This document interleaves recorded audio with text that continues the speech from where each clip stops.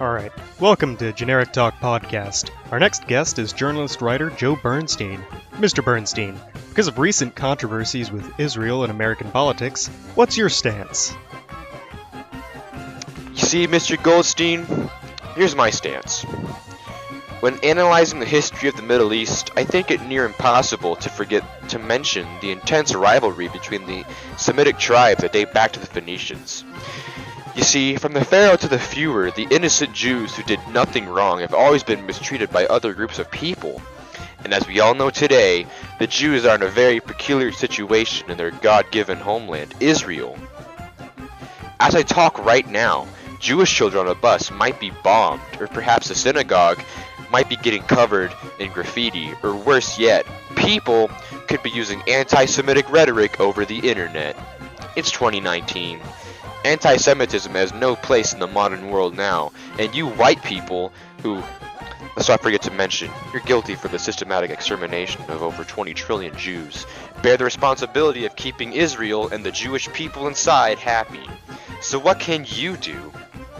The answer is quite obvious. We need to teach the anti-Semites of the world a lesson. I propose a new amendment to be sent through the UN, the George Soros Amendment. What this would do is help find the Jewish people of the world not a new homeland, but help make a better one. In the Torah, or as you Goy call it, the Old Testament, God's chosen people were given a land from God, Zion, a bountiful land of milk and honey that stretched from the Nile to the Euphrates River. The UK tried recreating this in 1948, giving but a sliver of it to the suffering and innocent Jewish people after the Holocaust. However, that obviously wasn't enough. We need to increase the landmass of Israel by 325% and give to them the lands of Egypt, Iraq, Syria, Kuwait, parts of Turkey, Lebanon, parts of Saudi Arabia, Jordan, and yes, Palestine, letting the Star of David fly from the Nile to the Euphrates like God intended. You see, Holocaust deniers would bring up such irrelevant points like, aren't the Arabs in the region also Semitic? What would you even do to the native Arabs? And how does this solve anti-Semitism? Or even, isn't this literally what the Nazis did to the Jews in Kristallnacht? And while yes, this does seem counterintuitive, it's really not. You see, first of all, Israel has been doing this to Palestine for the past 60 years. There's nothing wrong with it. Second of all, we all know who the real Semites are. Arabs haven't had to relocate from every country they settle in. There's never been a Holocaust-like event in Arab history. Third of all, the ultimate victims in this world have always been Jews.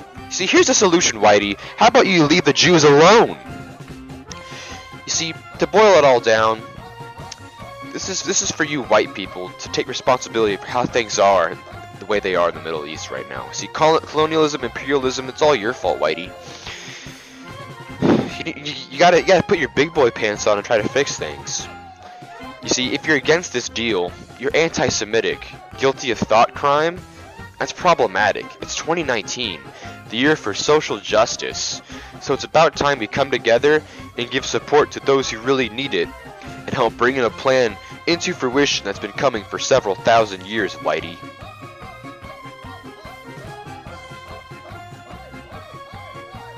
Alright, this was Joe Bernstein. Up next we have Why We Need Disabled Women.